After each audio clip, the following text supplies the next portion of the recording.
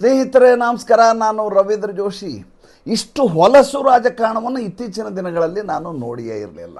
ಸ್ವತಃ ಮತದಾರನ ಜನಾದೇಶವನ್ನು ಕಡೆಗಣಿಸಿ ತಮ್ಮಿಷ್ಟದಂತೆ ಸರ್ಕಾರ ರಚನೆ ಮಾಡಲಿಕ್ಕೆ ರಾಜಕೀಯ ಪಕ್ಷಗಳು ಏನೆಲ್ಲ ಮಾಡ್ತವೆ ಅನ್ನೋದಕ್ಕೆ ಈಗ ತಮಿಳುನಾಡಿನಲ್ಲಿ ನಡೀತಾ ಇರುವಂಥ ವಿದ್ಯಮಾನಗಳು ಸಾಕ್ಷಿಯಾಗ್ತಾ ಇದ್ದಾವೆ. ಮೊನ್ನೆಯ ಸಂಚಿಕೆಯಲ್ಲಿ ನಾನು ನಿಮಗೊಂದು ಮಾತನ್ನು ಹೇಳಿದ್ದೆ. ಏನಂತಂದರೆ, ಜನಾದೇಶವಿದ್ದರೂ ಕೂಡ ಕೆಲವೇ ಸಂಖ್ಯೆಗಳು ಕಡಿಮೆ ಆಗಿರೋದರಿಂದ ವಿಜಯ್ಗೆ ರಾಜ್ಯಪಾಲರು ಅವಕಾಶವನ್ನು ಮಾಡಿಕೊಡ್ತಾ ಇಲ್ಲ. ಅರಳೇಕರ್ ಅವರು ಕೇರಳದಲ್ಲಿ ಗವರ್ನರು, ಅಡಿಷ್ನಲ್ ಚಾರ್ಜು ತಮಿಳುನಾಡಿನಲ್ಲಿ.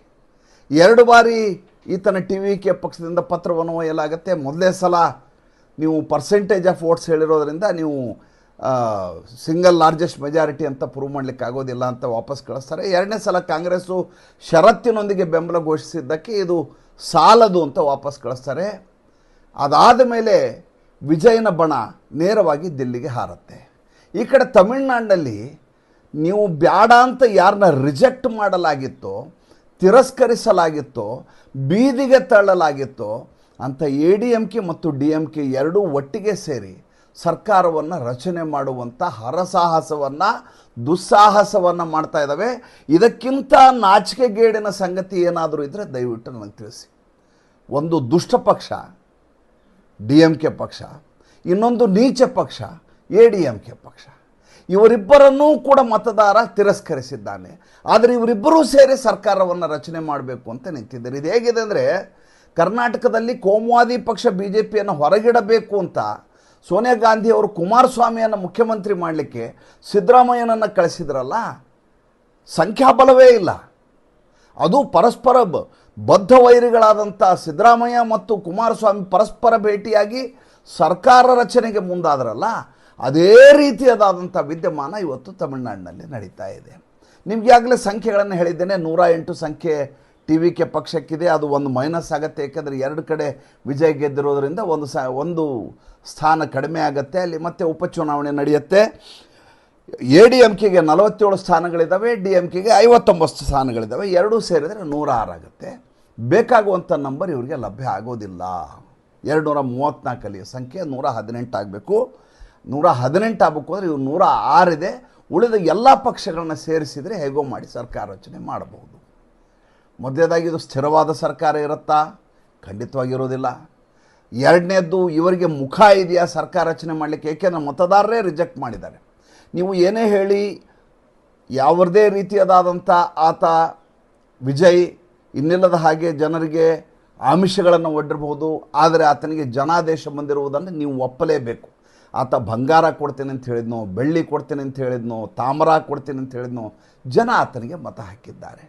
ಆಮೇಲೆ SR ಬೊಮ್ಮಾಯಿಯವರ ಪ್ರಕರಣದಲ್ಲಿ ಸುಪ್ರೀಂ ಕೋರ್ಟ್ನಲ್ಲಿ ಆದಂಥ ವಿದ್ಯಮಾನದ ಪ್ರಕಾರ ಲಾರ್ಜೆಸ್ಟ್ ಸಿಂಗಲ್ ಪಾರ್ಟಿ ರಾಜಭವನದ ಎದುರಿಗೆ ತನ್ನ ಸಂಖ್ಯಾಬಲವನ್ನು ತೋರಿಸಬೇಕಾಗಿಲ್ಲ, ವಿಧಾನಸೌಧದ ಮೊಗಸಾಲೆಯಲ್ಲಿ ತನ್ನ ಸಂಖ್ಯಾಬಲವನ್ನು ತೋರಿಸಬೇಕು. ರಾಜ್ಯಪಾಲರು ಸರ್ಕಾರ ರಚನೆಗೆ ಆಹ್ವಾನ ಮಾಡಬೇಕು. ಅದಾದಮೇಲೆ ಫ್ಲೋರ್ ಆಫ್ ದಿ ಹೌಸಲ್ಲಿ ಆತ ತನ್ನ ಸಂಖ್ಯೆಯನ್ನು ತೋರಿಸಬೇಕು. ಅದಕ್ಕೆ 7 ದಿವಸದ ಸಮಯ ಇರುತ್ತೆ, ಹೋಗಿ ಅಲ್ಲಿ ತೋರಿಸಬೇಕು. ಆದರೆ ಇಲ್ಲಿಯವರೆಗೂ ವಿಜಯ್ಗೆ ಅವಕಾಶವನ್ನು ಮಾಡಿಕೊಟ್ಟಿಲ್ಲ. ಅದಕ್ಕೆ ತಾಂತ್ರಿಕ ಕಾರಣವನ್ನು ಅರಳೇಕರ್ ಅವರು ತೋರಿಸಿದ್ದಾರೆ, ಇಲ್ಲ ಅಂತ ನಾನು ಹೇಳೋದಿಲ್ಲ. ಅರಳೇಕರ್ ಅವರು ನೀವು ಈ ರೀತಿ ಪರ್ಸೆಂಟೇಜ್ ಆಫ್ ವೋಟ್ಸ್ ಇಟ್ಕೊಂಬಂದ್ರೆ ಕೊಡೋಕ್ಕಾಗಲ್ಲ ಅಂತ ಹೇಳಿದ್ರು. ಒಂದು. ಎರಡನೇದು, ಷರತ್ತಿನ ಬೆಂಬಲ ಘೋಷಿಸಿದಂಥ ಕಾಂಗ್ರೆಸ್ಸಿನ ಪತ್ರವನ್ನು ಒಪ್ಕೊಳ್ಳಿಕ್ಕಾಗೋದಿಲ್ಲ ಅಂತ ಹೇಳಿದ್ರು. ಆವಾಗ ವಿಜಯ್ ಹೇಳಬೇಕಾಗಿದ್ದೇನೆಂದರೆ, ನೀವು ಇದನ್ನು ಬರೆದು ಕೊಡಿ, ನಂದು ಸಿಂಗಲ್ ಲಾರ್ಜೆಸ್ಟ್ ಪಾರ್ಟಿ ಇದೆ, ನನಗೆ ಫ್ಲೋರ್ ಆಫ್ ದಿ ಹೌಸಲ್ಲಿ ನನ್ನ ಸಂಖ್ಯೆಯನ್ನು ತೋರಿಸ್ತೀನಿ, ಅದಕ್ಕೆ ನೀವು ಅವಕಾಶ ಮಾಡಿಕೊಡಿ ಅಂತ ಪ್ರೆಷರ್ ಹಾಕಬೇಕು, ಒತ್ತಡವನ್ನು ಹಾಕಬೇಕು. ಸರ್ಕಾರ ಈತನಿಗೆ ಬಹುಮತ ಇಲ್ಲ ಅಂದರೆ ಯಾರೂ ಕೂಡ ಈತನ ಸರ್ಕಾರ ನಡೆಸಲಿಕ್ಕೆ ಅವಕಾಶ ಮಾಡಿಕೊಡ್ಲಿಕ್ಕೆ ಸಾಧ್ಯವೇ ಇಲ್ಲ. ಏಕೆಂದರೆ ಫ್ಲೋರ್ ಆಫ್ ದಿ ಹೌಸ್ನಲ್ಲಿ ಸಂಖ್ಯಾಬಲವನ್ನು ಇದೇ ವಿಜಯ್ ತೋರಿಸಲಿಕ್ಕೆ ಸಾಧ್ಯ ಆಗದೆ ಹೋದಾಗ ಆಟೋಮೆಟಿಕ್ಕಾಗಿ ಸರ್ಕಾರ ಬಿದ್ದು ಹೋಗುತ್ತೆ. ಅದು ಭಾರತೀಯ ಜನತಾ ಪಾರ್ಟಿಯ ಮೇಲೂ ಬರೋದಿಲ್ಲ, ರಾಜ್ಯಪಾಲರಂಥ ಅರಳೇಕರ್ ಅವ್ರ ಮೇಲೂ ಬರೋದಿಲ್ಲ. ಸಂಖ್ಯೆ ಇಲ್ಲ ಅನ್ನೋದು ಡಾಣ ಡಂಗರು ಹೊಡೆದಾಗೆ ಸಾರ್ವಜನಿಕವಾಗಿ ರುಜುವಾತಾಗಿ ಹೋಗುತ್ತೆ. ನೀವು ಫ್ಲೋರ್ ಆಫ್ ದಿ ಹೌಸ್ನಲ್ಲಿ ಅವಕಾಶ ಕೊಡಲಾರದೆ ನೀವು ಅವರ ಪತ್ರವನ್ನೇ ಸ್ವೀಕಾರ ಮಾಡಲಿಲ್ಲ ಅಂದ ತಕ್ಷಣ ಭಾರತೀಯ ಜನತಾ ಪಾರ್ಟಿಯ ಬಗ್ಗೆ ಅನಗತ್ಯವಾಗಿ ಅನುಮಾನ ಬರಲಿಕ್ಕೆ ಶುರುವಾಗುತ್ತೆ. ಆಮೇಲೆ ರಾಜ್ಯಪಾಲರ ಮೇಲೆ ಯಾವಾಗಲೂ ಒಂದು ದೊಡ್ಡದಾದಂಥ ಅವ್ರ ಮೇಲೆ ಇರುವಂಥ ಆರೋಪ ಎಂದರೆ, ಇವರು ಕೇಂದ್ರ ಸರ್ಕಾರದಿಂದ ನಿಯೋಜಿತರಾದಂಥ ವ್ಯಕ್ತಿಗಳು, ಕೇಂದ್ರ ಸರ್ಕಾರದ ಏಜೆಂಟ್ರಂತೆ ಕೆಲಸ ಮಾಡ್ತಾರೆ, ಇವರು ಬೇಕು ಅಂತಲೇ ಸರ್ಕಾರ ರಚನೆ ಮಾಡಲಿಕ್ಕೆ ಅವಕಾಶ ಮಾಡಿಕೊಡ್ತಾ ಇಲ್ಲ ಅಂತ. ವಾಸ್ತವವಾಗಿ ವಿಜಯ್ಗೆ ಸಂಖ್ಯೆಯನ್ನು ಜೋಡಿಸುವುದು ಬಹಳ ದುಸ್ತರವಾದಂಥ ಕೆಲಸ ಆಗಿದೆ. ಏಕೆಂದರೆ ಯಾವಾಗ ಕಾಂಗ್ರೆಸ್ ಜೊತೆಗೆ ಸೇರುತ್ತೆ ಅಂದ ತಕ್ಷಣ CPI ಮತ್ತು CPMನವರು ಎರಡೆರಡು ಸ್ಥಾನ ಇದ್ದರೂ ಕೂಡ ನಾವು ನಿಮ್ಮ ಜೊತೆ ಬರೋದಿಲ್ಲ ಅಂತ ಹೇಳಿದರು. ಉಳಿದ ಬಹಳಷ್ಟು ಪಕ್ಷಗಳು ಇವ್ರ ಜೊತೆ ಸೇರ್ಕೊಳ್ಳಿಕ್ಕೆ ತಯಾರಿಲ್ಲ. ಅಲ್ಲಿ ವಿಜಯ್ಗೆ ಸಂಖ್ಯಾಬಲವನ್ನು ತೋರಿಸೋದು ಭಾಳ ಕಷ್ಟದ ಕೆಲಸ ಇದೆ. ವಿಜಯ್ಗಿರುವಂಥ ಅತಿ ದೊಡ್ಡದಾದಂಥ ನಂಬಿಕೆ ಏನು ಅಂದರೆ ADMKನ ಒಂದು 10 ರಿಂದ 15 ಜನ MLAಗಳನ್ನು ರಾಜೀನಾಮೆ ಕೊಡಿಸಿ ಅವ್ರನ್ನ ಮತ್ತೆ TVK ಪಕ್ಷದಿಂದ ಉಪಚುನಾವಣೆ ಮಾಡಿಸಿ ಗೆಲ್ಲಿಸಿ ಸಂಖ್ಯೆಯನ್ನು ಕಡಿಮೆ ಮಾಡ್ಕೊಂಡು, ಅಂದರೆ ಈಗ 234 ಸಂಖ್ಯೆ ಇದೆ, ಒಂದು 20 ಜನ ರಾಜೀನಾಮೆ ಕೊಟ್ಟದ್ದೇ ಆದರೆ ಕರ್ನಾಟಕದಲ್ಲಿ ಹೀಗೆ 17 ಜನ ರಾಜೀನಾಮೆ ಕೊಟ್ಟಲ್ಲ, ಅದೇ ರೀತಿ ರಾಜೀನಾಮೆಯನ್ನು ಕೊಡಿಸಿ ಸಂಖ್ಯಾಬಲವನ್ನು ಕಡಿಮೆ ಮಾಡಿ 2014ಕ್ಕೆ ಇಳಿಸಿ ಆ 2014ರ ಅರ್ಧ 107, 101ಕ್ಕೆ 1 ಸೇರಿಸಿ 108 ಹಾಗೆ ಸರ್ಕಾರ ರಚನೆ ಮಾಡುವಂಥ ಒಂದು ಸಾಧ್ಯತೆಯನ್ನು ಲೆಕ್ಕಾಚಾರವನ್ನು ಆ ಕಡೆ ಅವರು ಮಾಡ್ತಾ ಇದ್ದಾರೆ. ಆಮೇಲೆ ಈ ರಾಜಕೀಯ ಅಂದ ತಕ್ಷಣ ಇದನ್ನು ಭಾಳ ವಿಜಯನೇ ಆಯ್ಕೆ ಆಗಿರ್ಬೋದು, ಚುನಾಯಿತನಾಗಿರ್ಬೋದು, DMK ಇರಲಿ ಯಾವುದೇ ಪಕ್ಷ ಇರಲಿ, ಇವರೆಲ್ಲರೂ ಕೂಡ ದಂಧೆ ಮಾಡುವವರೇ. ಇವರೆಲ್ಲ ಕೂಡ ಓಡುವ ಕುದುರೆ ಹಿಂದೆ ಬಾಲದ ಹಿಂದೆ ಓಡುವಂಥ ಜನನೇ ಅವರು. ADMKನ ಬಹಳಷ್ಟು ಜನ ಬಿಟ್ಟು ಹೋಗಲಿಕ್ಕೆ ತಯಾರಿರುವಂಥ ಬೇಕಾದಷ್ಟು ಜನ ಶಾಸಕರು ತಯಾರಿದ್ದಾರೆ. ಏಕೆಂದರೆ ಅವ್ರು ಯಾರೂ ವಿಪಕ್ಷದಲ್ಲಿ ಕೊಡಲಿಕ್ಕೆ ತಯಾರಿಲ್ಲ. ಆದರೆ ADMK ಎಡಪ್ಪಾಡಿ ಪಳನಿಸ್ವಾಮಿ ಮತ್ತು ಕೊಯಮತ್ತೂರು ಸೌತ್ನಲ್ಲಿರುವಂಥ ಸಬರ್ಬ್ನಲ್ಲಿರುವಂಥ ಶಾಸಕ ಆತ ಥೈಲಿಯನ್ನು ಹಿಡ್ಕೊಂಡು ಯಾವ ರೀತಿ ಕೆಲಸ ಮಾಡ್ತಾ ಇದ್ದಾರೆ ಅಂದರೆ, ಹೇಗಾದರೂ ಮಾಡಿ DMK ಮತ್ತು ADMK ಸೇರಿ ಸರ್ಕಾರ ರಚನೆ ಮಾಡೋದಂತೆ. ADMKಯ ಎಡಪ್ಪಾಡಿ ಪಳನಿಸ್ವಾಮಿ ಮುಖ್ಯಮಂತ್ರಿ ಅಂತೆ, DMK ಸಪೋರ್ಟ್ ಮಾಡ್ತಾರಂತೆ. ನೋಡಿ ಹೇಗಿದೆ. ಇನ್ನೆಲ್ಲದ ಹಾಗೆ ಸ್ಟಾಲಿನ್ಗೆ ಅತಿ ದೊಡ್ಡದಾದಂಥ ಮುಜುಗರ ಅವಮಾನವನ್ನು ತಮಿಳುನಾಡು ಜನ ಮಾಡಿದ್ದಾರೆ. ಆತ ಜನಾದೇಶಕ್ಕೆ ತಲೆ ಬಾಗಬೇಕು. ಆದರೆ ಆತ ಹೇಗಾದರೂ ಮಾಡಿ ಹಿತ್ತಲ ಬಾಗಿಲಿಂದ ಬಂದು ಮತ್ತೆ ಅಧಿಕಾರವನ್ನು ಹಿಡಿಯಬೇಕು ಅನ್ನುವಂಥ ಅತಿರೇಕದ ರಾಜಕಾರಣ ಮಾಡಲಿಕ್ಕೆ ಸನ್ನದ್ಧನಾಗಿ ಕೂತಿದ್ದಾನೆ. ಆಮೇಲೆ ತಮಿಳುನಾಡಿನ ರಾಜಕೀಯದಲ್ಲಿ ಎಷ್ಟು ಹೊಲಸೆದ್ದು ಹೋಗಿದೆ ಅಂದರೆ, 1 ಗ್ರಾಮ್ ಚಿನ್ನವನ್ನು ಮನೆಗೆ ಹೋಗಿ ಸೆಂದಿಲ್ ಬಾಲಾಜಿ ಹಂಚಿದ್ದಾನೆ.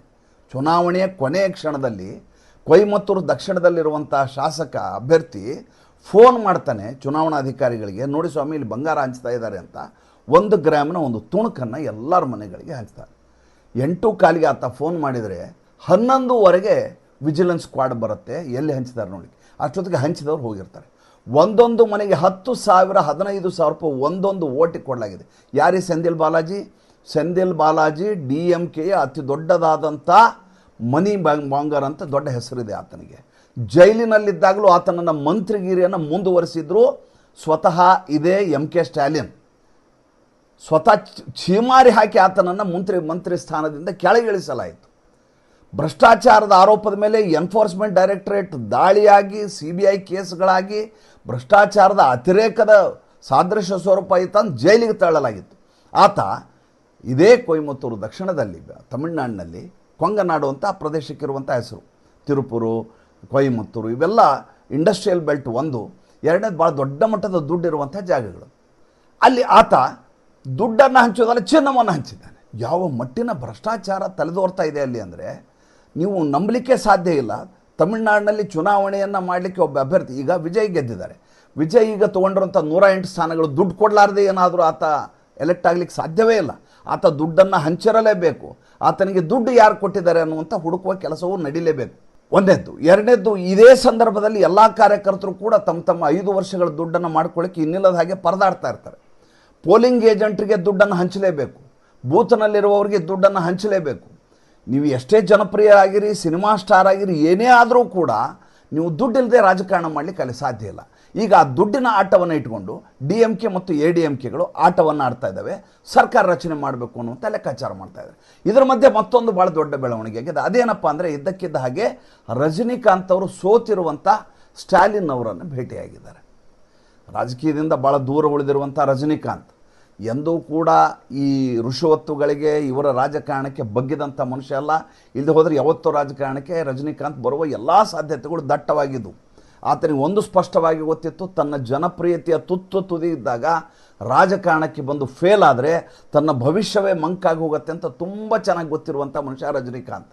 ಆದರೆ ಗೆದ್ದ ಅಭ್ಯರ್ಥಿಯ ಮನೆಗೆ ಹೋಗಲಾರದೆ ಸೋತ ವ್ಯಕ್ತಿಯ ಮನೆಗೆ ಆತ ಹೋಗೋದಕ್ಕೆ ಭಾಳ ದೊಡ್ಡ ಮಟ್ಟದ ವದಂತಿಗಳು ಈಗ ದಟ್ಟವಾಗಿ ಹರಿದಾಡ್ತಾ ಇದ್ದಾವೆ. ಏನಪ್ಪ ಅಂದರೆ, ವಿಜಯ್ ಅನ್ನುವಂಥ ಸ್ಟಾರ್ನ ಬಗ್ ಬಡಿಬೇಕು ಅಂದರೆ DMK ಮತ್ತು ADMK ಎರಡೂ ಸೇರಿಕೊಂಡು ಸರ್ಕಾರ ರಚನೆ ಮಾಡಿ ನಮ್ಮಿಬ್ಬರಿಂದನೂ ಯಾವ ಮುಖ್ಯಮಂತ್ರಿ ಬೇಡ, ರಜನಿಕಾಂತನ ಮುಖ್ಯಮಂತ್ರಿ ಮಾಡಿಬಿಡೋಣ ಅನ್ನುವಂಥ ಲೆಕ್ಕಾಚಾರ ಕೂಡ ನಡೀತಾ ಇದೆ ತಮಿಳುನಾಡಿನಲ್ಲಿ.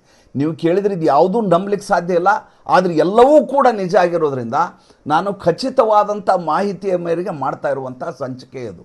ಮೊದಲನೇದಾಗಿ ಅರಳೇಕರ್ ಅವರು ತಾಂತ್ರಿಕವಾಗಿ ಸಮಸ್ಯೆ ಇದ್ದರೂ ಕೂಡ ಅದರಲ್ಲಿ ಈತ ಸಿಂಗಲ್ ಲಾರ್ಜೆಸ್ಟ್ ಪಾರ್ಟಿ ಅನ್ನುವಂಥ ಏಕಮೇವ ಕಾರಣಕ್ಕೋಸ್ಕರ ಫ್ಲೋರ್ ಆಫ್ ದ ಹೌಸ್ಗೆ ಹೋಗ್ಬೇಕಂತ ವಿಜಯ್ ಅದನ್ನು 2 ಸಲ ಅವರು ನಿರಾಕರಣೆ ಮಾಡಿದರು. ಓಕೆ, ಆತಗೆ ಅವಕಾಶ ಮಾಡಿಕೊಟ್ಟಿದ್ರೆ ಆತ ಪ್ರೂವ್ ಮಾಡದೆ ಹೋಗಿದ್ರೆ ಸತ್ತು ಪರೀಕ್ಷೆಯಲ್ಲಿ ಸೋತು ಆತ ಆಟೋಮೆಟಿಕ್ಕಾಗಿ ಸರ್ಕಾರ ಅನೂರ್ಜಿತಗೊಳ್ತಿತ್ತು, ಆತನ ಹೊಸ ಸರ್ಕಾರ. ಮಹಾರಾಷ್ಟ್ರದಲ್ಲಿ ನಾವು ಇದನ್ನು ನೋಡಿದ್ದೇವೆ. ಯಾವಾಗ ಅಜಿತ್ ಪವಾರ್ ಇದ್ದಕ್ಕಿದ್ದ ಹಾಗೆ ಕೈ ಎತ್ತಿಬಿಟ್ರು, ದೇವೇಂದ್ರ ಫಡ್ನವೀಸ್ ಸರ್ಕಾರ 82 ಗಂಟೆಗೆ ಬಿದ್ದೋಯ್ತು. ಬೆಳಗ್ಗೆ 5:15 ಹೋಗಿ ಬಾಗಿಲು ಬಡಿತಾರೆ ರಾಜ್ಯಪಾಲರ ಮನೆಗೆ. ಇದ್ದಕ್ಕಿದ್ದ ಹಾಗೆ ಪ್ರಮಾಣ ವಚನ ಸ್ವೀಕಾರ ಮಾಡ್ತಾರೆ ರಾಜ್ಯಪಾಲರು. ಮುಂದೆ 82 ಗಂಟೆಗಳಲ್ಲಿ ಸರ್ಕಾರವೇ ಬಿದ್ದೋಯ್ತು. ಯಾಕೆಂದರೆ ಅಜಿತ್ ಪವಾರ್ ಹಿಂತಕ್ಕೊಂಡ್ಬಿಡ್ತಾರೆ ತಮ್ಮ ಬೆಂಬಲವನ್ನು. ಮಹಾರಾಷ್ಟ್ರದಲ್ಲಿ ಆ ಪ್ರಕರಣವನ್ನು ನಾವು ನೋಡಿದ್ದೇವೆ. ಇಲ್ಲಿ ವಿಜಯ್ಗೆ ಆ ರೀತಿಯಾದಂಥ ಶಕ್ತಿ ಇಲ್ಲದೆ ಹೋಗಿದ್ರೆ ಆತ ಬಿದ್ದು ಹೋಗ್ತಿದ್ದ. ಅದಕ್ಕೆ ಅವಕಾಶವನ್ನೇ ಅರಳೇಕರ್ ರಾಜ್ಯಪಾಲರು ಮಾಡಿಕೊಡಲಿಲ್ಲ. ಇನ್ನು ಇವರು ಯಾರು ತಿರಸ್ಕೃತರಾಗಿದ್ದಾರೋ ಅವರು ನಾವು ಮತ್ತೆ ಸರ್ಕಾರವನ್ನು ರಚನೆ ಮಾಡ್ತೀವಿ ಅಂತ ಮಾಡೋದಿದೆಯಲ್ಲ, ಇದು ಪ್ರಜಾಪ್ರಭುತ್ವಕ್ಕೆ ಮಾಡುವಂಥ ಅತಿ ದೊಡ್ಡದಾದಂಥ ಮೋಸ, ಇದು ವಂಚನೆ. ಇದು ತಮಿಳುನಾಡಿನ ಜನ ಆಮಿಷಕ್ಕೆ ಒಳಗಾದಂಥ ಮತದಾರರಾಗಿ ಪರಿವರ್ತಿತರಾಗಿದ್ದಾರೆ. ದುಡ್ಡನ್ನು ಒಂದೊಂದು ಓಟಿಗೆ 10,000 ರೂಪಾಯಿ ದುಡ್ಡು ಹಂಚಲಾಗಿದೆ ಅನ್ನುವಂಥ ಮಾಹಿತಿ ಇದೆ. ಇಂಥ ತಮಿಳುನಾಡಿನಲ್ಲಿ ರಾಷ್ಟ್ರೀಯತೆಯ ಬಗ್ಗೆ ಮಾತಾಡಿದರೆ ಏನು ಅರ್ಥ ಇದೆ ಹೇಳಿ? ಇದ್ದಕ್ಕಿದ್ದ ಹಾಗೆ ಈಗ ವಿಜಯ್ ದೆಹಲಿಗೆ ದೌಡಾಯಿಸಿದ್ದಾರೆ ಅವರ ವ್ಯಕ್ತಿಗಳು. ಅಲ್ಲಿ ಕೂತು ಮಾತುಕತೆಯನ್ನು ನಡೆಸಲಾಗ್ತಾ ಇದೆ. ಭಾರತೀಯ ಜನತಾ ಪಾರ್ಟಿ ಇವರಿಗೆ ಒಂದು ಹೊಸ ಸ್ಕೆಚ್ ಹಾಕಿಕೊಡುತ್ತಂತೆ. ಏನಾಗತ್ತೆ ಕಾದು ನೋಡೋಣ. ಈ ಮಧ್ಯೆ ಇದ್ದಕ್ಕಿದ್ದ ಹಾಗೆ ನಿಮ್ಗೆ ಗೊತ್ತಿರೋ ಹಾಗೆ 9ನೇ ತಾರೀಕು ಪ್ರಮಾಣ ವಚನ ಸ್ವೀಕಾರ. ನರೇಂದ್ರ ಮೋದಿಯವರ ಪರವಾಗಿ ಅಮಿತ್ ಶಾ ಅವರು ಕಲ್ಕತ್ತಾಗೆ ಬಂದಿಳಿದಿದ್ದಾರೆ ಮಧ್ಯಾಹ್ನ. ಇವತ್ತು ಅವರು ಪಶ್ಚಿಮ ಬಂಗಾಳದ ನವ ಸದಸ್ಯರ ಶಾಸಕರ ಮೀಟಿಂಗನ್ನು ನಡೆಸ್ತಾರೆ. ಮುಖ್ಯಮಂತ್ರಿ ಹೆಸರನ್ನು ಇವತ್ತು ಘೋಷಿಸಲಾಗತ್ತೆ. ಭಾಳ ದೊಡ್ಡ ಮಟ್ಟದ ಬೆಳವಣಿಗೆ ಪಶ್ಚಿಮ ಬಂಗಾಳದಲ್ಲಿ ನಡೀತಾ ಇದ್ದಾವೆ. ಅದರ ಕುರಿತಾಗಿ ಸಂಜೆಯ ಸಂಚಿಕೆಯಲ್ಲಿ ಹೇಳ್ತೀನಿ. ಈ ಸಂಚಿಕೆ ನನಗೆ ತುಂಬ ಬೇಸರ ತರಿಸಿದ ಸಂಚಿಕೆ. ಈ ರೀತಿಯ ರಾಜಕಾರಣದ ಕುರಿತು ನಾವು ಮಾತಾಡಬೇಕಾ ಅನ್ನುವಂಥ ಸ್ಥಿತಿಗೆ ಬಂದು ನಿಂತಹ ಅಸಹ್ಯಕರ ವಾತಾವರಣದ ಕುರಿತಾದಂಥ ಮಾಹಿತಿಯ ಸಂಚಿಕೆಯ ಬಗ್ಗೆ ತಮಗೇನು ಅನ್ನಿಸ್ತು ದಯವಿಟ್ಟು ತಿಳಿಸಿ. ಮತ್ತು ಮುಂದಿನ ಸಂಚಿಕೆಯಲ್ಲಿ ನಾವು ನೀವು ಭೇಟಿಯಾಗೋಣ. ನಮಸ್ಕಾರ.